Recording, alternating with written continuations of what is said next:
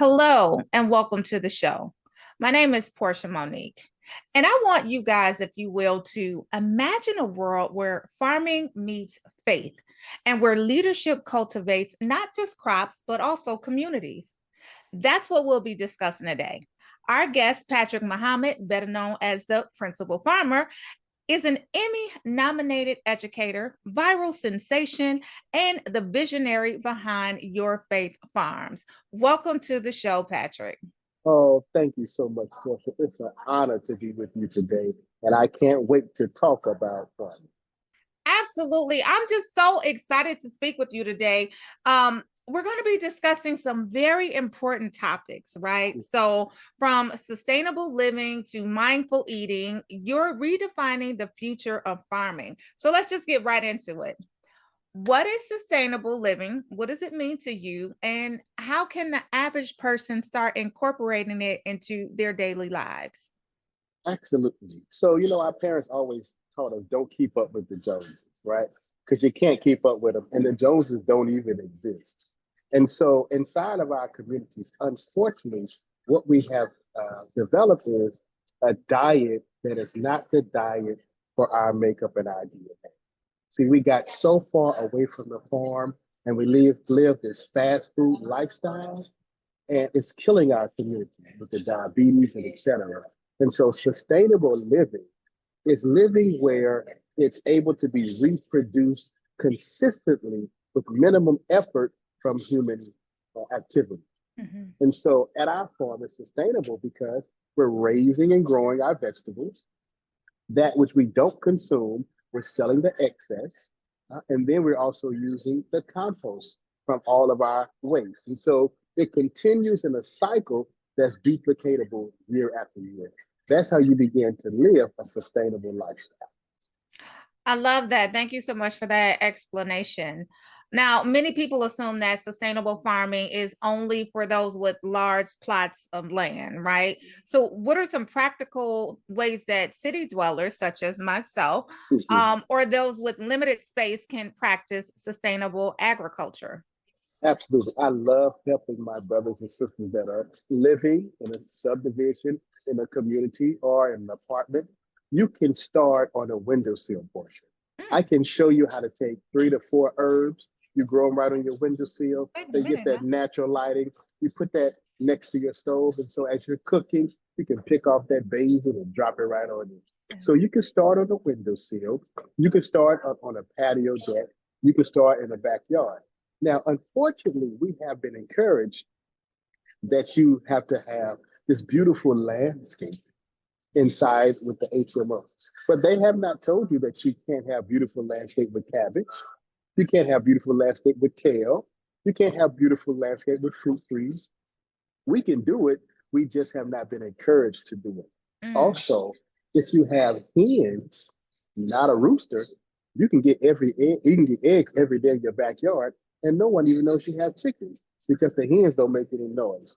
So Mm. there are ways that you can grow where you are. We just have to have the desire, and the desire feeds the will. Okay, so I live in Michigan, Detroit, Michigan. We just got 10 inches of snow, something like that. How can I do that outside in the snow during the winter? Like, so I understand the windowsill, I understand the sun coming in, I understand the herbs and all of that, but how do I get to that farming with snow? Absolutely. We talk about the great historians like George Washington Carver. Inside of all our families, we had someone just as smart that had to farm in the cold weather. So they have something called cold frame. It's beautiful, Patrick. So you're literally taking a raised bed that you had throughout the summer on the hot days, and then you're taking and adding hinges onto that raised bed with the top and just a window glass. What happens, the sun is 93 million miles from the earth. But that heat that comes from the sun, when it reflects off that glass, is going to warm your vegetables, Mm. right? So you think about STEM and technology, it all started from agriculture. So we can show you if it's Detroit, if it's New York, we can continue to grow with cold frames. Also, some cold hardy vegetables, right? So your cabbages, your broccoli, Brussels sprouts, etc. they like the cold weather. So you'll cover them for those frigid nights, but as soon as that sun comes out, you just uncover them and they'll continue to produce all winter long. Mm. Where do I get the cold frames from? We can show you on our website. We have different models with the blueprints that you can build them yourself, or we'll come to Detroit and build them for you. Come on, please. We will definitely appreciate that. And so my next question is vertical farming. What is it? Lately, it has been gaining traction as a solution for urban and space limited environments. How do you see it transforming food accessibility? Yes, vertical farming is, I won't call it ingenious, but it's a wonderful method. So what you're doing, if you don't have that much space, instead of growing wide, you're just going to grow up. So you have people that have tower gardens. In one of my particular gardens, we have a growing racks. So we're able to grow 400 head of lettuce in about a 6 foot by 4 foot space because we're growing vertically, and then from the vertical, then we're going wide. So vertical farming is just taking spaces that are small and condensed and then growing multiple crops. The only thing about the vertical farming portion, and I want your listening audience to always be reminded, you have to use chemicals. There's nothing that's going to beat the wonderful planet that we live on.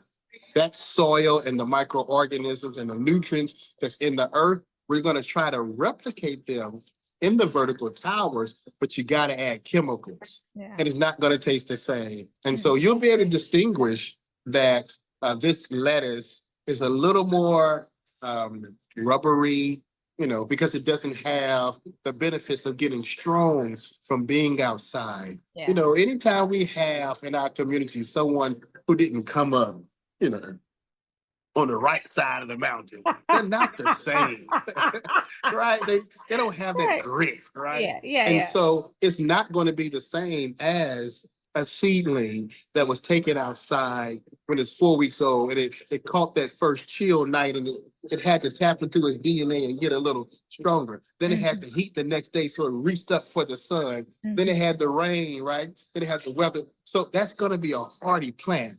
When a controlled environment plant grows, it doesn't have those changes, so it's not going to be as strong and it won't be as nutritious. But we can do it. It's a start. It removes the excuses so you can begin, and then you have the motivation to do something good. Absolutely. Well, thank you so much for that. Now, I want to pivot to mindful eating and the importance of being educated on the food that we eat, right? So you emphasize the importance of being intentional about what it is that we eat and where our food comes from. What's the first step for someone looking to transition to a more mindful eating lifestyle? Absolutely. I'm not a medical doctor, but I would say the first thing we have to do is know your numbers, right? I had gone through a period where I thought I was still looking, college slim. And, and my wife reminded me that I think you're getting a little pudgy around the waist, right? It was hard to understand, but she was being truthful. But I had to go to the doctor to know my numbers. So I had to know what my cholesterol levels were. I had to know my weight. I had to know my blood sugar. So I say that because as you begin to eat better, you don't want to be hurting yourself by drastically changing your diet and you don't know where you need to be. Now, once that's been said, the first step is do not go through the drive-thru. I know that's hard. But going through the drive-through, you don't really have a salad drive-through place, right? All your drive-throughs are going to be fries, burgers, buns, shakes. It's all the same. Maybe some a chicken breast. You still get fries in the roll, right? Yeah. And everything looks the same color. Have you thought about that? Everything is that tan brown because it's all fried and grease. I know I just messed up somebody's dinner, but anyway. So the first thing you want to do is begin to go grocery shopping, okay? And when you go to grocery stores, you want to shop on the perimeter of the grocery store where it has your fresh fruits and vegetables and your herbs, your meat, your eggs, and your dairy. Now we gotta call grandmama Portia Mm-hmm. and ask her, can we pull out that recipe that's probably in that bottom drawer that we haven't used? So now we gotta pull out that recipe and begin to look at the ingredients that's necessary. Those ingredients are gonna be fresh, they're not gonna be preservatives. So know your numbers first. Begin to avoid things in restaurants that are causing more damage and begin to cook your food at home. Wow. Sage advice, right? So when you think about it, grandma did have those recipes that weren't those fast foods, and they weren't like when you think about grandma, she cooked with natural ingredients. Yes. And we as a society moved away from that in light of the fast food and the processed foods and all of that. So that is something. And I'm not a big grocery store shopper. I don't do the shopping in my house, but it's fine.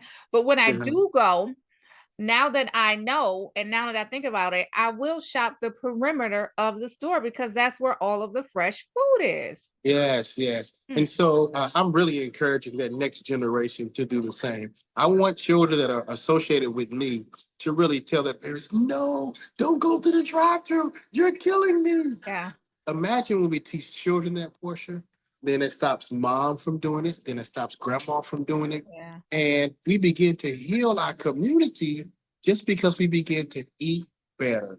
We have to begin to eat better. This is my motto. Every day, every item that I put in my mouth has two things it's going to do. It's either going to help extend my life or it's going to work to end my life. That's the choice we make every day. If you have, Portia, I know you have that nice Bentley parked outside, right? And when you purchase that Bentley and you pull it off that line, they told you, please make sure you put 93 gas in it. Now that's a $400,000 car, Portia. Now, the moment you go and you forget what they said, or you choose to put diesel in that car, even though it's $300,000, that Bentley won't work off that diesel. But we choose to put red hot chips, flaming Cheetos, right? Double sugar sodas, right? 64 ounce. Yeah. We're putting it into the greatest machine ever created called the human body. That body is going to shut down at some point, just like that Bentley will. So we have to know everything you put in your mouth, be very intentional. I love that illustration because you can see clearly what your choices are, right? So do you want the car to stay pristine? Do you want your body to stay pristine, or do you want it to conk out by putting the wrong things in it? So thank you so much. Now, speaking of children, you are also an educator. Yes. You work at Chattahoochee Hills Charter School, and you are revolutionizing the agricultural education for students. Yes. What do you hope your students take away from your hands-on lessons? My school is my baby. It's my motivation. We have 540 children that I have the greatest opportunity to shape their future. And I take it very earnestly that I've been charged with the responsibility of shaping their future. And so I encourage them with the slow food movement. Okay. So every child on my campus does something called from seed to seed. So at the beginning of the year, every child plants a seed. And once they plant that seed, they have to nourish that seed to a seedling. Once it grows to a seedling, they transplant that seedling out to our larger farm, and they're responsible for it at the larger farm. Now they manage it, they de-weed it, they keep the pests down, and then eventually they're going to harvest. That doesn't happen overnight, right? That takes sometimes 50, 60, 72 days to get to a final product. So we have a microwave society. Everybody thinks things are instant, zap it. Right. But showing children that it takes time for something that's worthy is changing their mindset. And so now you don't develop overnight. You didn't start walking the first day you were born. It took time. You failed at it multiple times. But if you persevere, if you're willing to weather the storm, you'll have a greater product, you become a stronger child, and you have the best harvest. So every day we're using agriculture to Mhm. teach life principles Mhm. and at the same time creating a healthier society. Love, love, love that. Now, your Faith Farms is not just a homestead, but a model for self-sufficiency as well. What was your initial vision when you started, and how has it evolved? Wow. Our initial vision was scary. Mm, So my wife and I had this idea that we wanted to, create something to pass down to the next generation. Very lofty idea, but okay. there was no practicality behind it. We were both educators, living the middle class life, Mhm. and we had about a 30-foot yard subdivision, front and backyard. So Mhm. split that in half, 15 feet in the front, 15 feet in the back Mhm. portion. We went from that to a 31-acre farm. Now, we were all excited. Yes, yes, yes. But Yes. then we got there. I didn't even have a lawnmower. Because we was a tad bit bougie. I had a lawn care person that cut my grass, right? I didn't have the right tools Right, because, I used to get the Father's Day gifts, but it's the tool that came from JCPenney's. That thing don't last at a farm, right, right? right. Can you imagine pushing a lawnmower trying to cut 31 acres? Mm-mm, Impossible, right? mm-mm. And so the loftiness and that initial shock of did we bite off more than we could chew was scary at the beginning. Mm. But we knew that this was the right thing to do. Yeah. And so when we named it Your Faith Farms with an S, vicariously, I believe we thought that the plurality of it will allow our cup to run it over and we can help others. And so we began to bring people to the farm and the little knowledge that we knew that we were sharing Yeah. instantly. Hey, I know how to grow sunflowers. You can come learn how to grow sunflowers. Ooh, I can grow okra, right? And as we began to consistently share, then our skill set got better and better and better, and we got more confident. And so Your Faith Farms now is not one farm. That's over 30 farms, Portia, Wow. where families have come and spent the day with us, Mhm, got inspired, mm, sold their subdivision house or moved from a different state and are living on farms right now. mm. So our vision, I think, is still evolving. Yeah, yeah. I know we want to be an inspiration that it can be done and everyone could and should be growing their own food. Yeah. Definitely. You're doing a phenomenal job. So keep up the great work. Keep educating, keep showing people the way, keep having that faith. Yes. Because we definitely need it. I need one of those little cases so I can Oh, I grow, got you. I got grow you. in the snow. Yeah, yes, yes, Now, yes. there's a growing movement of Black farmers reclaiming agricultural spaces. Yes. What are the barriers that still exist, and how can the industry become more equitable? Yes. I really encourage our families because there is a way right now. Everybody's telling you how to do it. Some people have done it that way, some people have not. As a community, we do not depend on government assistance. We tried that so many times and it has failed us time and time again.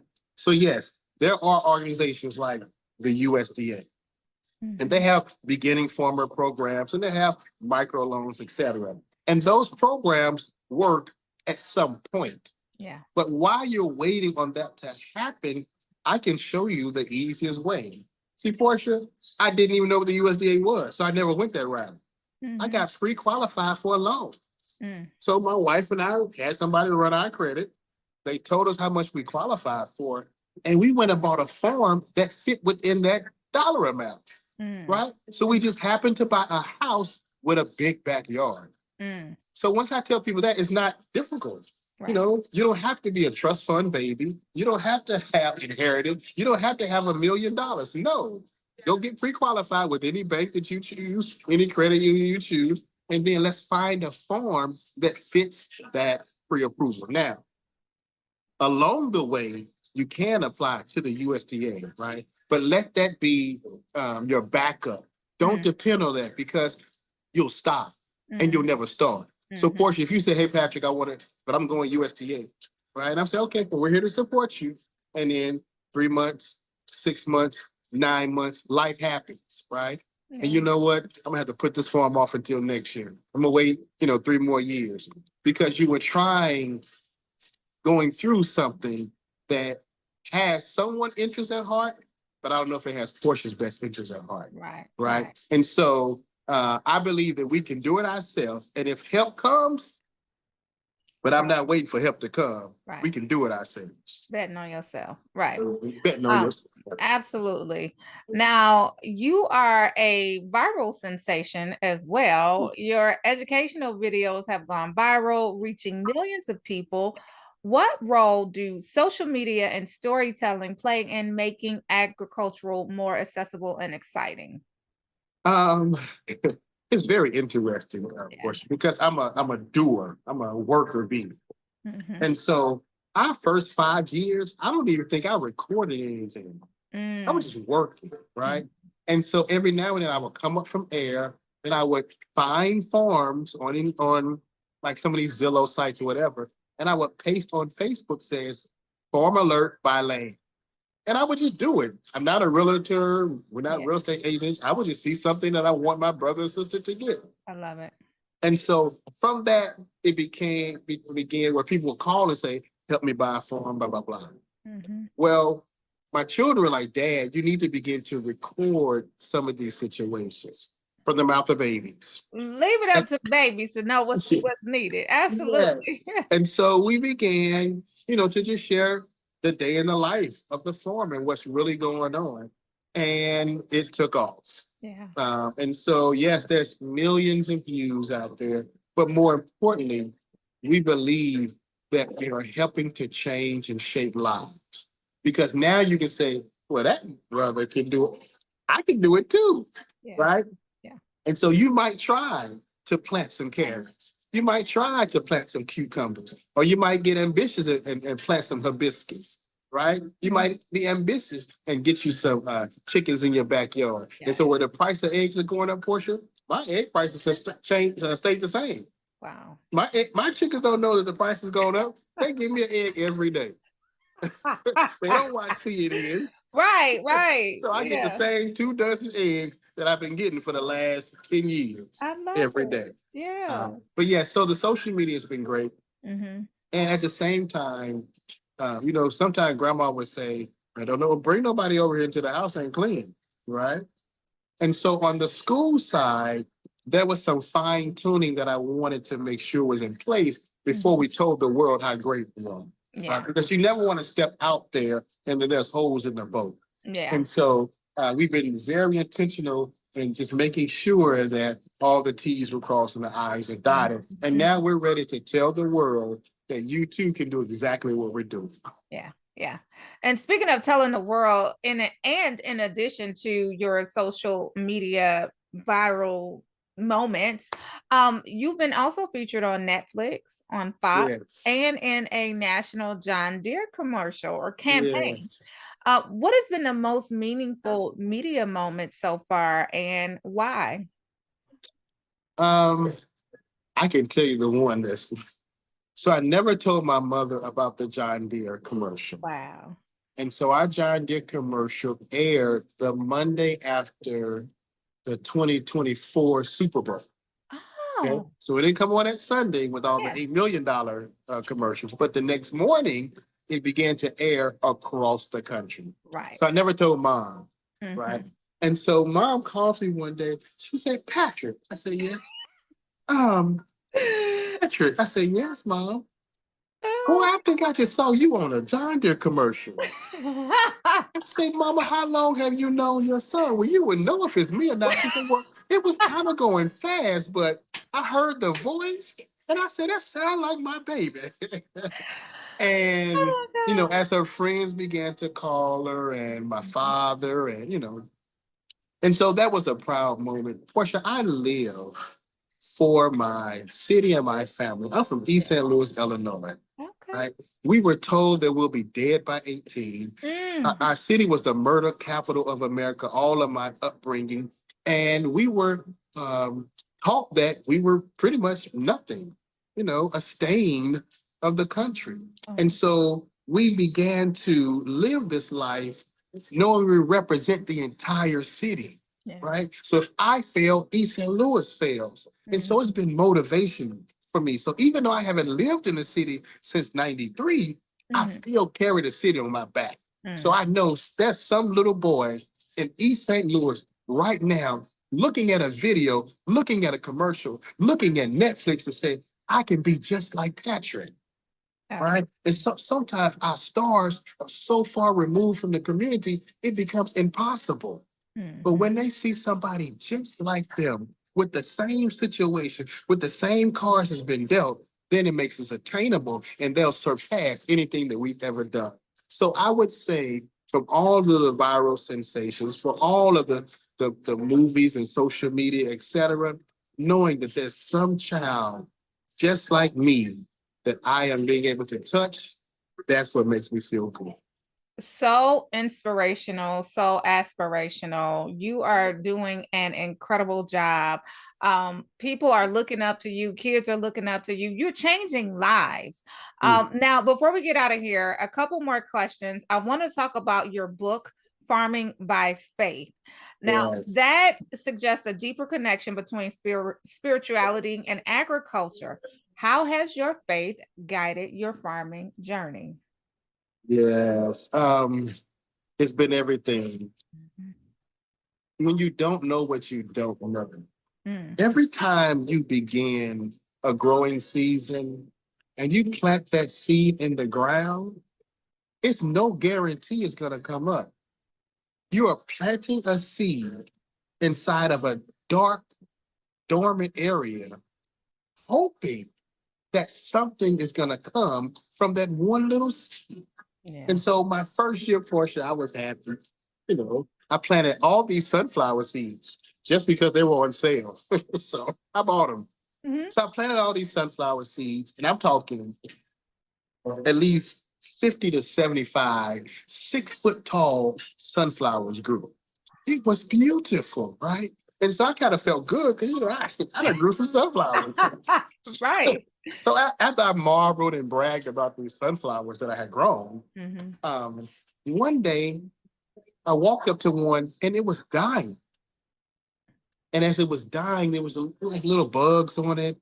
And I was like, this was ridiculous. I took all this time. They were Mhm. beautiful for a moment, but they're about to die.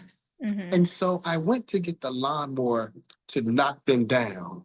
And when I hit the first one portion, over 500 seeds fell to the ground. And in that moment, I realized that one seed had grown to its pinnacle. It fulfilled its job. But when that seed knew that death was approaching, it used all of its energy to push into the future. Mm. So from that one seed came 500 seeds. And so Mm. it showed me that's exactly what we Mm. have to do on this earth. We are on this earth as one individual. But our purpose is to get to the highest pinnacle of success and then pour it all out to the next generation. And so the Mm. faith that I learned thus far in this farming experience is God can give you abundance, but you got to be willing to go into the dark space. You got to be willing to be planted somewhere where nobody else knows you're there. And then you might get weary down there in that dirt. You might be concerned that you're not going to be successful, but all you got to do is have a little faith in the darkness. And then inside that darkness, you're going to start to put some roots down. When you push those roots down, you're going to feel all the nourishment that God has already put in the soil. And once you get that nourishment from the soil, you're going to have enough strength to pop out. What do you say? You got to pop out for sure. You're going to pop up out of that soil. And when you pop out, then you start growing and you start reaching for the sun. You start reaching for God's inspiration. And then Mm. when you reach, he continues to pull you up. And when he pulls you up, he lets you have abundance. Yeah. You don't plant a cucumber seed and get one cucumber. Mm-mm. No, that cucumber vine gives you multiple cucumbers. And Mm. as you pick them, it gives you more. But when it's ready to die, it has already given you the seeds inside the cucumber. Mhm. Right? And Mm. so that's our responsibility. And that's the part I learned. Let me give you one more. Absolutely. On the farm, I have been able to understand that life and death travel on the same path. Okay? So all day long, life is trying to outwit death. Mm, right? So death is right there. Death is not far away. It's right there. And life has to keep inching along to stay in front of death.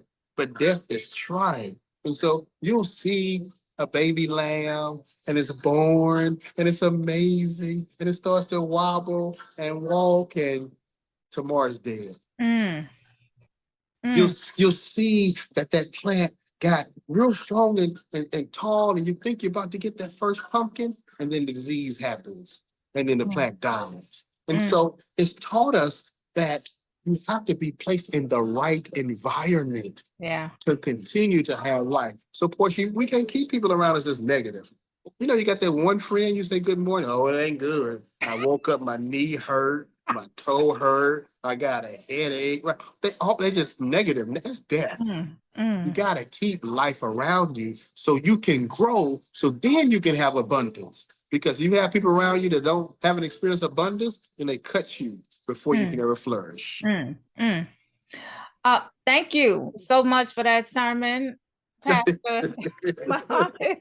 We appreciate but I got chills all throughout you explaining, and that's how I know I felt it in my soul. So again, I'm sincere when I say thank you so much for that Yes. sermon. And I love the way that you illustrate, because we can definitely see what you're talking about. Yes, ma'am. Last question, and I can go on and on and on and talk to you for days because I'm very interested, and this is an extremely important topic. But last question for you. For someone who is considering a career in farming and or homesteading, what's one piece of advice that you wish that you had when you first started? Mm. Excellent question. My one piece of advice would be start, Mm, right? You know what? Growing up, I know they did in Detroit. We did it in East St. Louis. We played double dutch, yeah, right? And when somebody is turning and it's your turn, you gotta jump that's jump in. in. You gotta jump If in. you don't jump in, the turner gonna be like, "Come on, you better come on." Right? It's gonna be somebody else's turn. Let's All go. right. Are you turning too slow? Are you turning too fast? Can you scoot back, right? And you never jump in, right? And before you know it, their arms are tired. They're going to do something else. Right. I would say grow where you are. Mm, No matter the space, no matter what anybody else says, you can start growing. And starting allows you to be curious enough to start doing a little more research. So now you're Googling a little bit, you're watching some YouTube videos, and something is going to spark the inspiration. Let mhm. me say it to you this way, Portia. I got to go back to the seed for just a moment. Let's go. Inside of every seed is the DNA of what that seed is supposed to become. Mm, But when you put the seeds in the cupboard, they're dormant. That seed has the potential, but that potential has not been placed in the right environment. It's mm, not until the seasons change and you pull it out of the cupboard and take it out of the package and place it in the right environment. It's just like us. Inside of your DNA, Portia, it's everything that you need to become the goddess that you desire to be. But you have to be placed in the right environment. So we have our dormant stages in life. And those dormant stages come at different times. You could be in a dormant stage working in corporate America because it's not the right environment.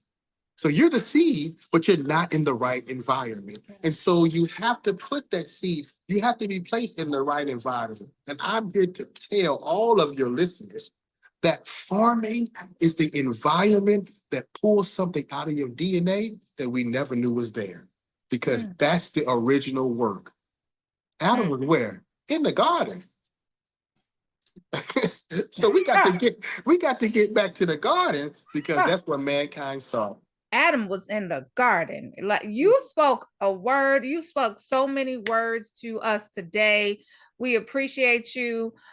We thank you from the bottom of our hearts for not only educating us, but also educating the youth and the next generation.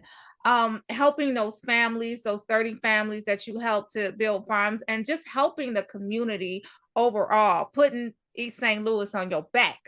We Right. appreciate you. Let us know, where do we follow you? Where can we find you? Where can we keep up to date with all of the things that you have going on? Absolutely. Theprincipalfarmer.com. So it's where I combine my two loves, educating and farming, put it together. It's theprincipalfarmer.com. And you also can look at Your Faith Farms. Make sure you put the S on there because Portia got a farm somewhere. It might be in Michigan or it might be in Georgia. But That Your part. Faith Farms. Yeah. On those, anywhere you can find us there, theprincipalfarmer.com and Your Faith Farms. Last question. I know I said last question, a couple It's questions. okay. Where do we get your book? The book is almost ready. We're putting those fine-tuned. I've asked a close friend to write the foreword. So Okay. we're just waiting for the foreword. But you better find the book on The Principal Farmer. We're doing pre-orders now, so people can pre-order. And the book, I only told you 1 or 2 stories. Mm-hmm. I ain't told you the time when the cows got out running down the highway, and I didn't know if I should go claim them or not. Right. I didn't tell you about the time that I went to my first auction in a 3-piece suit because I was at work. And I Oh, walked in the auction and they saw this black man in this 3-piece suit. The whole auction stopped. they was like, where you going? What you need? Yeah. Yeah. So the book is full of our journey, Yeah. in this unfamiliar space, but doing it by faith. We have been blessed time and time and time again. Yeah. So again, they can find that on theprincipalfarmer.com. I'm definitely going to pre-order your book today. I am eager to read about all of those scenarios. I really want to know what happened to the cows. What happened to the cows before we go? We can't leave our listeners in the dark. What happened to the cows?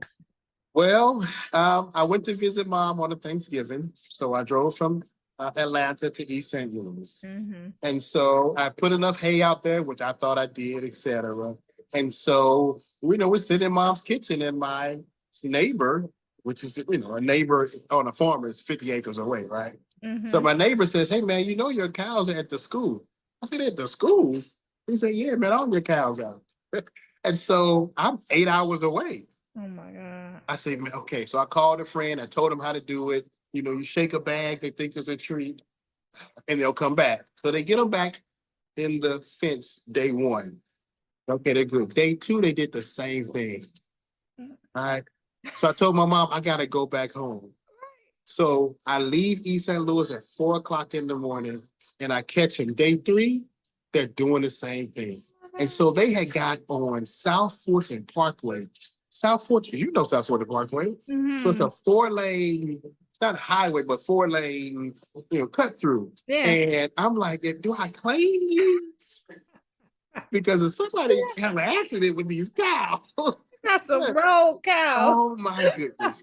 And so we were just innovative. So we put some of our buddies in the back of a truck and we're literally walking about 12 cows down a 4-lane highway Oh my God. through red lights to get them back to the farm. That's why now I have horses. That part. So I can ride the horse and get them back. But Yes. we didn't lose any, but we did get them back. But we got a story to tell. We love your stories. I'll be pre-ordering that book today, and we'll definitely be following you on all social media so that we can keep up with all the amazing things that you do. Yes. And I would say, Portia, you asked me a question, so I got to tell you. Yes. If you continue to tune in to our social media, you'll know that I got a course coming for Portia. I'm going to show you how to grow right there in Detroit. If they're in New York, if they're in Tennessee, maybe we'll just wait to release it on your show. Maybe you have to come back. Let's come back. Let's make it happen. Absolutely. Yes, Let's do it. We're gonna make that happen. Yes, ma'am. Thank you so much for your time today. I've had a great time. This was a wonderful conversation and educational too. I learned quite a bit. So thank you so much. We'll talk to you soon and we'll keep in contact. Okay. Take care. Keep doing a wonderful job. You too. Thank you. Thank you. Bye-bye.